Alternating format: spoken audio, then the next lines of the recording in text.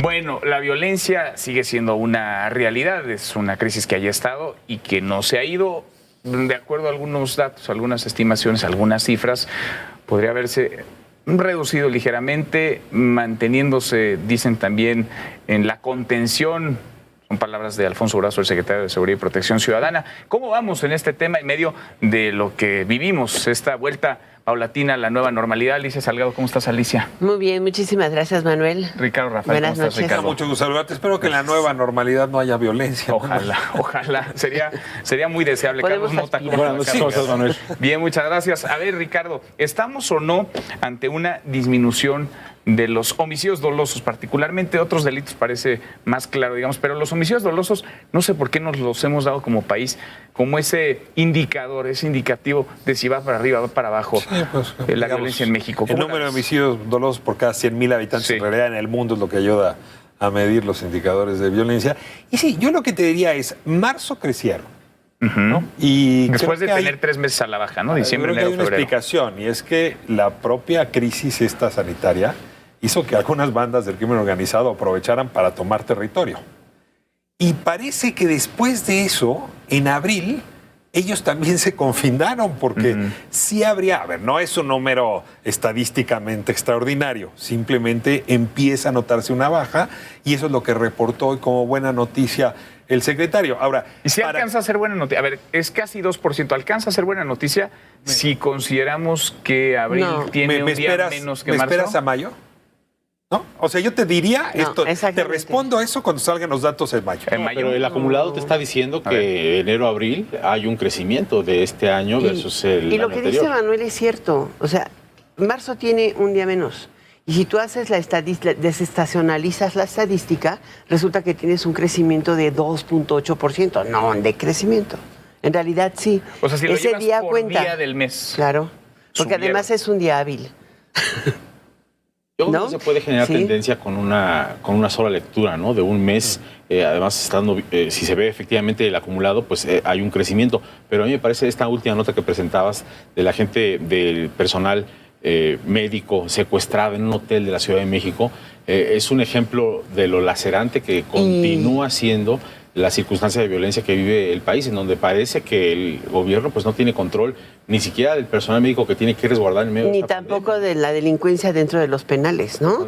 O sea, todas las llamadas de este caso provinieron del penal de Tamaulipas. En consecuencia, te das una realidad. Toda la estrategia de seguridad pública que se ha estado tendiendo con base en Guardia Nacional militarizada, pues no tiene una respuesta clara, porque has tenido fugas de reos en estos 2 meses. La crisis más grande es en Zacatecas, han entrado y salido. En Cieneguillas, sí. En Cieneguillas, que es muy grave el caso, y parece que se nos ha Déjame olvidado. añadir un ángulo de lectura, A ver. porque de pronto pensamos que estos fenómenos son muy nuestros, ¿no? Pero ya hoy se habla, Ignacio Ramonet la llamaba así en un artículo muy bueno, de la Pax coronavírica. ¿Cómo crees? ¿Y qué quiere decir? Que en Yemen, en Líbano, en Libia, países africanos con fuerte densidad en su criminalidad, ha bajado. Sudáfrica igual. Es decir, a ver, lo que sí estamos viendo es que esta historia de congélese hay, pues en fin, afecta a todas partes. Entonces, por primera vez vemos en Israel la paz coronavírica. Entonces, yo no dudaría que así como en marzo estaban arreglándose, pues en efecto en abril tengas Pero tú un sí das momento por anómalo, bueno. pero yo no diría que eso puede ser tendencia. Digo, Pero das por bueno que en abril, o sea, a ver, por día, das por bueno que hay buenas noticias. la criminalidad en este país se debe a la pugna entre organizaciones criminales por el territorio. Ese es el principal variable. Sí. Pues si ahorita no hay pugna porque o ya lo tienen o todos se confinaron, sí podría entender que baja la tendencia. No creo que sea por otra razón, porque casuísticamente ves muchos problemas de violencia, pero la principal variable siempre es que están luchando Pero por no entiendo territorio. dónde ves la baja en la tendencia. Es que eso es lo que no estoy Yo ni las entendiendo. noticias al día. Pues ayer, O sea, Durazo la ayer- Traes menciona, menos pero- números, menos homicidios dolosos por Ayer- 100,000 habitantes en abril. Es una foto. O sea, además yo estoy diciendo, a ver, En un mes que tiene un día menos. Sí, sí, o está sea, bien. si tuviera los mismos días que marzo, habría Tendrías un sido un mes más incremento. violento. tienes razón y sin embargo podrías haber visto un aumento porque en marzo lo viste. O sea, en marzo viste y tiene más días que febrero. Yo no estoy tan seguro de que, insisto, es una foto estática y sí creo que México está recorriendo. Bueno, esa foto te dice también lo que hoy decía el secretario de Durazo en relación con la baja en los robos, por ejemplo, la caída en el robo de vehículos, este tipo de delitos en donde, bueno, pues puede tener cualquier cantidad de explicaciones, pero lo cierto es que la gente está saliendo menos a la calle, está desde su casa, posiblemente con el coche en el garaje o vigilándolo desde la ventana, porque es lo único que puede hacer. Hay menos asomarse, movilidad. hay menos movilidad. Entonces yo creo que es muy difícil comparar, en particular en este tema de violencia, este mes contra los demás. Si bien es cierto que hay un 1.8% mínimo de caída, yo creo que hay que pues ver, digamos, el pastel completo, ¿no? Porque también los grupos criminales se están reconfigurando dada el corte de logística y producto que viene de otras partes del mundo de China, por ejemplo, pues ahora hay incremento en los robos, por ejemplo, de producto farmacéutico. La industria farmacéutica está sufriendo. Y de todos los alimentos, ¿no? Que se quejan muy dramáticamente los. De hecho, tuvieron la semana pasada una reunión del Consejo del grupo de seguridad con los integrantes del autotransporte, en todos sentidos, ¿no? Instalaron el comité de seguridad porque el robo se volvió todavía más violento, inclusive en los paradores, para llevarse toda clase de transporte de bienes de salud o de servicios, de equipos de salud y también de equipos o de comida. O sea, una de las cosas que estaban explicando, por ejemplo, el incremento del huevo, tuvo que ver con el robo permanente de los camiones de huevo provenientes del sureste del país, de Chiapas. O sea, ¿por qué está llegando tan mal? Y también de Querétaro, ¿no? Fueron los dos lugares donde tenías el ataque y luego aparecía el huevo disperso en otros lados. Eso era impresionante. Ahora, en medio de todo esto está la discusión de si la Guardia Nacional debe o no permanecer en las calles, de si las Fuerzas Armadas tienen que estar, digamos, integrando esa Guardia Nacional que siga haciendo las tareas de seguridad pública, como desde hace por lo menos 2 sexenios. Esta discusión, en este momento, ¿nos puede llevar a algún lado o es una decisión ya tomada, digamos que hasta marzo de 2024 ahí van a estar las Fuerzas Armadas? Está saldada y por la vía de los hechos. Trae 70% de aprobación a la decisión de que Fuerzas Armadas estén en la calle. Yo puedo estar en contra, y decirte que lo más difícil de sacar a la Fuerza Armada es que luego no sabes cómo volverla a meter. Una vez que le das presupuesto y le das poder, no hay forma de regresarlas. Pero en mi opinión, la verdad, en este momento cuenta muy poco, porque hay una población mayoritaria que le dice al presidente: usted tenga el ejército allá afuera, que es lo que nos va a resolver. De aquí a que germina ese arbolito llamado Guardia Nacional, que la verdad, mi impresión es que está germinando con mucho mayor lentitud de lo que habían supuesto. Y donde no ha sembrado ni siquiera la semilla de las policías municipales y otros cuerpos de seguridad que pues simplemente para profesionalizarlos. Pero además solo cambiaron el gris, ¿no? O sea, la Guardia Nacional es el ejército y la Armada. O sea, le cambiaron el gris al uniforme, pero está igual de camuflado. ¿Se están haciendo patos? El camuflaje es natural, pero la militarización de la seguridad pública es una realidad institucional, legal, constitucionalmente permitida, y el hecho de este decreto que ha generado polémica me parece que está inscrito en el 5º transitorio de la misma reforma, de tal manera que ¿no hay mayor sorpresa? No. Ahora, es natural. Tu pregunta es muy pertinente porque, a ver, los presidentes anteriores, cuando le salían mal las cosas, le echaban la culpa a los gobernadores. Sí.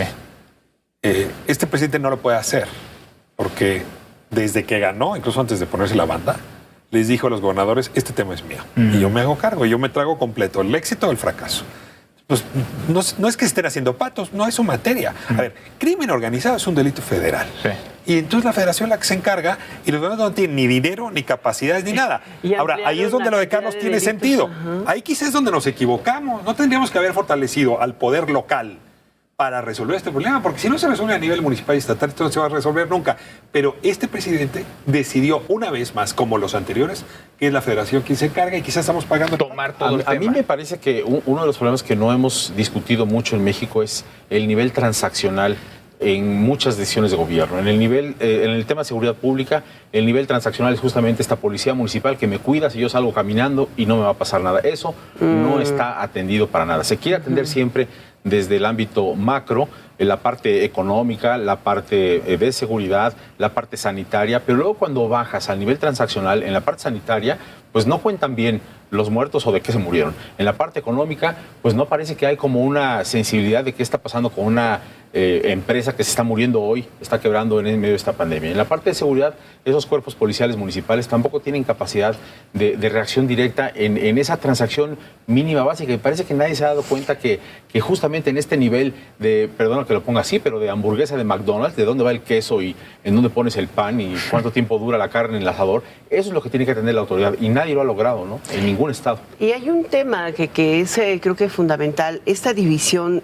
La gente sigue percibiendo una enorme inseguridad porque tú tienes un problema de seguridad cotidiana, igual que de justicia cotidiana no resuelto. O sea, no solamente es este tema de los cárteles de la droga. Porque justamente como dice Ricardo, el problema fuerte, el que nos llena la pantalla, el que nos llena la noticia, pues son los asesinatos y los grandes secuestros, los casos como el que hoy nos ocupaba de estos secuestros de los galenos, etcétera. Pero en realidad, si tú ves el robo a casa habitación, o sea, ve el índice de delitos, no nos veamos nada más los asesinatos y te das cuenta los de del que día a día, no, robo a transporte ahí están público, presentes. Hoy sí tienes una baja, por ejemplo, en robo de casas habitación, porque la gente no está saliendo de su casa. Claro, están ahí entrincherados. Exacto, y la mayor parte de los robos se cometen durante el día, cuando la gente va a trabajar. Pero esos delitos, ¿a quién sí le tocan? Porque a los policías locales, porque además así está asignado. Estatales, pero eso no está fortalecido, son 340,000, ¿no? Estás metido en un problema. Lo planteo así. Crimen organizado es el principal problema. Es un delito federal. Si la Fiscalía General o el gobierno decide no perseguir crimen organizado, cosa que yo tendría argumentos para decir que en este país se dejó de perseguir crimen organizado, ¿qué hacen los gobiernos estatales? No te pueden acusar de crimen organizado, que es porque ese delito es de la federación. Entonces empiezan a acusar de extorsión o de secuestro o de robo. Entonces están operando, en lugar de hacerlo con bisturí y todo el herramental, con tijeras, con cúter. Y el problema de fondo, yo creo que ahí es donde estamos, es, como dicen ustedes dos, decidimos desatender lo local. Y un Palacio Nacional situado en Chilangolandia, que cree entender todo, pero gobierna nada. Creo que el COVID lo que está demostrando, y creo que esta discusión ya la hemos tenido otras veces, es que o atendemos al país desde lo local, o esto no funciona. Bueno, salud, educación, seguridad, etcétera. Ahí está el cártel Jalisco Nueva Generación exhibiéndose con estos videos, repartiendo despensas, justamente porque están atendiendo lo local. Porque hay un vacío, ¿no? Hay un vacío. Porque hay un vacío que nadie llena. Ahora, gigante con pies de barro, que ese es el problema del Estado. El presidente insistió mucho en ir a las causas y él le apuesta mucho a su política social. ¿Va a ser suficiente la política social para poder domar la curva de la violencia, del crimen en nuestro país? Alicia. No. Porque la política social y sobre todo la entrega de subsidios no empodera a la gente para resolver su problema de movilidad social también y su problema de ingreso permanente. Entonces tú vas a tener siempre o puedes llegar a tener un ingreso limitado que de cualquier manera no va a satisfacer por completo tus necesidades de vida, aunque seas una persona adulto mayor. Y esto a la larga, sobre todo pensando en toda la pirámide de edad que tenemos y la cadena de ingresos, pues no te lo va a resolver.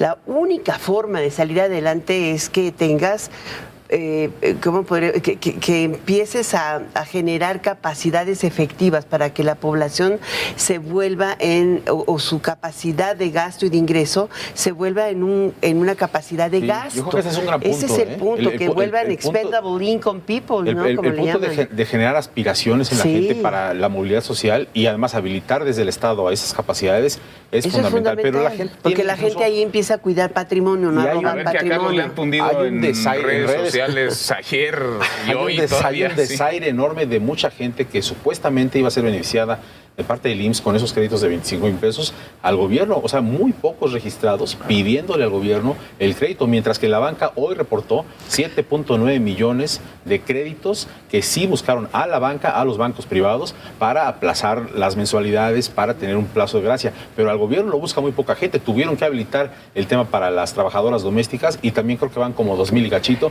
de las 22,000 registradas, que son nada más una muestra. Déjame darte el dato. Fernando Vilches, ¿no? Él es presidente municipal de Ecatepec, Morena, ¿eh? Sí.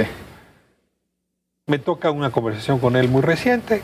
Presidente, ¿A cuántos de los pobladores pobres de Ecatepec les están llegando los programas a través del Padrón del Bienestar? Jóvenes construyendo futuro, madres. 1 de cada 5. Las dos reflexiones juntas. Es decir, no se está atendiendo la posibilidad de que los individuos de suyo puedan volverse consumidores y sacarse a sí mismos. No, es que incluso la población pobre, solamente 1 de cada 5 está realmente recibiendo algún tipo de beneficio. Si esto lo sumas con lo que dice Coneval, que está bien medido, que vas a tener por lo menos 10 millones más de personas en pobreza en México, que por cierto, no son los 10 millones que ya estaban en pobreza, son los que vivían en el piso 6 y van a la extrema. Y se van a caer al 5º y al 4. Entonces, la respuesta que yo te daría es, yo no sé si eso va a generar violencia, porque no es cierto que pobreza es igual a violencia, puede haber ahí un paso que habrá que analizar. Lo que sí creo es que la pobreza va a ser escandalosa el próximo año. A ver, en el mundo se esperan 60 millones de pobres. ¿Será que México aporte 10 de esos 60? Ahora, insisto, le apuesta mucho el presidente a la política social, pero si le llegan los apoyos a 1 de cada 5 en uno de los municipios de mayor marginación, de mayor violencia, de mayor percepción de inseguridad, ¿está mal perfilada la política pública? ¿Está mal ejecutada la política social del gobierno? Mal perfilado desde el discurso, porque si tú escuchas al presidente cada mañana, cada vez con más frecuencia repite la idea de que este tiene que ser un país austero. Y yo creo que la gente puede ser austera en su elección personal, como él lo es, una persona austera, pero eso no tiene que implicar que todos sean igual en esa condición, y mucho menos que el gobierno y las aspiraciones de un sistema económico impliquen que todo el mundo sea austero, porque entonces matas esta capacidad de movilidad, de consumo, de movilidad, de crecimiento y de producción. Pero el presidente insistió mucho, y hay quienes se han burlado del fraseo de abrazos y no balazos. Pero lo entiendo como un asunto de no vayamos a la misma estrategia que nos has desangrado como país, del choque, de la confrontación en las calles. Apostemos a la política social, a la política de bienestar. Pero si la política de bienestar no está siendo suficiente y están las Fuerzas Armadas en las calles como permanecen, entonces, ¿cuál es la estrategia? Pero ahí tienes tú lo que está sucediendo. O sea, en esa política social están emulando los mismos criminales entregando despensas, pero con mayor eficiencia y rapidez. O sea, ellos sí están implementando la política social. Estás haciendo en realidad dos preguntas. Muy rápido, atiendo la primera. A ver, lo que traes en el fondo es una atención insuficiente, y sobre todo dada la crisis. Hoy en el Senado se presentó una iniciativa, se discutió, se llama Ingreso Mínimo Vital. A los más afectados, ¿no? El peluquero, el taquero, en fin, pues sí, un ingreso, por lo menos los próximos 3 o 6 meses, un salario mínimo. O sea, eso habría ayudado, porque es universal, no en función de que si es madre soltera, que si estás en seguro social, parejo. Esa habría sido una gran solución. Ahora, del otro lado te diría, lo que tú tienes son empresas criminales muy potentes y no las estás desmantelando. En la Unidad de Inteligencia Financiera, ¿no? Tan aplaudida, se dedica a ver crímenes del pasado. Debería de ser la Comisión de Crímenes del Pasado. Y de políticos. ¿No? Y de políticos del pasado. Pero a ver, dame por favor un solo operador financiero de la empresa de Sinaloa, de la de Jalisco, de cualquiera de los... que ahorita esté operando. Que hoy esté detenido y que se desmantele la estructura financiera. Ninguna. Y ahí es donde está el problema, pero no nos equivoquemos. No es el ejército en las calles. Tú las empresas las desmantelas. Y aquí no desmantelamos empresas. Lo que hacemos es cercarlas con el ejército. Impuestos.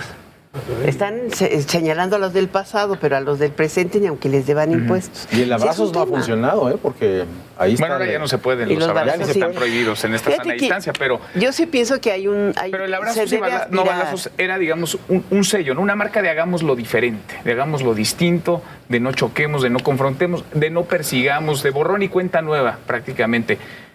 Pero eso ha detenido la violencia, parece que no. Están ganando terreno. Claro, es que parece que se fueron al confinamiento las fuerzas del orden público. Son empresas transnacionales, con profesionales de la fuerza bruta y de la fuerza financiera. Y tú les quieres dar abrazos. Ahora están bajo estrés. Estamos jugando ajedrez con ellos. En el mundo hay una transformación también sumamente interesante, que muchas de estas organizaciones criminales globales están yendo hacia el cibercrimen. Y eso es algo que en México no estamos reportando, ni siquiera nos estamos dando a conocer de qué es lo que hay en la entraña de estas organizaciones para ir por las cuentas bancarias de nosotros, de las empresas, los secuestros, extorsiones del tema específicamente virtual. Y ¿no? con de la los bancos. utilización de activos virtuales. Ellos ya no se mueven ni siquiera con dinero. O sea, eso de que encuentres a tres con 3 maletitas no tiene nada que ver con el tamaño del negocio, ¿no? Pero ahí no está la unidad de inteligencia financiera. Más bien parece la unidad de persecución de, como dicen, ¿no? Crímenes del pasado. De crímenes del pasado. Pero yo insisto en una cosa. Fíjate que yo creo que nosotros no podemos dejar de aspirar, pero cuando hacía esta pregunta de dónde estamos, en realidad esta sensación de que vamos avanzando pues nos deja de muy mal sabor. Simplemente 3 días de asesinatos en México es equivalente a un año de asesinatos en España. 10 días de asesinatos en México es igual a un año de asesinatos en Gran Bretaña. Y todos los asesinatos de un mes en México son equivalentes a los asesinatos de los 43 países juntos de la Unión Europea. Con todo inmigrantes, con todo y división, con todo y ausencia de movilidad social, con todo y pauperización del ingreso per cápita en los países de la Unión Europea. Al presidente le urge, yo creo, dar resultados. Tú tienes ahí una comparación en esta real. materia, porque las comparaciones ya empiezan, por supuesto, ya con el primer trimestre y este segundo trimestre que estamos viviendo, empiezan a dejar de ser relevantes contra otros sexenios y empiezan a ser relevantes año con año con su propio desempeño. Y eso es algo que creo que va a empezar a marcar cada semana cuando estemos viviendo. Sí, ya el comparativo aquí es... Son muy buenos datos los de Alicia, pero lo que sí habría que decir es que la mayoría de los mandatarios del mundo han mejorado su popularidad con el COVID. Y eso le va a dar al presidente López Obrador un buen año más de gracia. O sea, tenía el primero, porque ganó con una enorme fuerza, y le va a dar un segundo. Entonces, me temo que su sensibilidad frente a los fallos de su política no está haciendo la mejor, porque algo pasa en la presidencia mexicana que pierden sensibilidad de lo local, de lo pequeño. Y la verdad es que ningún dato les da, y luego manda al secretario, para responder a tu pregunta del principio, a decir, buena noticia, ¿no? Sin evidencia contundente, ahí vamos mejorando. Y aquí nos tiene discutiendo una bobada, porque, pues les digo, si quieren la curva, pues la revisamos en julio. Bueno, hacemos el compromiso, y la revisamos en junio, en julio y en agosto y lo que venga, pero sí el comparativo ya va a ser de esta administración con esta misma administración. Gracias a los tres, Alicia, muchísimas gracias. Ricardo, a ti, gracias. Nos estás dando futuro en esta empresa y en este empleo, así es que te lo agradezco mucho. Y la mayoría no goza de ese privilegio. Julio del próximo año. Y eso entendí yo, querido Carlos. Gracias. Gracias por vernos. Soy Manuel López San Martín. Acá nos encontramos mañana, noche de jueves, en esta República MX. Se queda con todo personal. Pásela muy bien.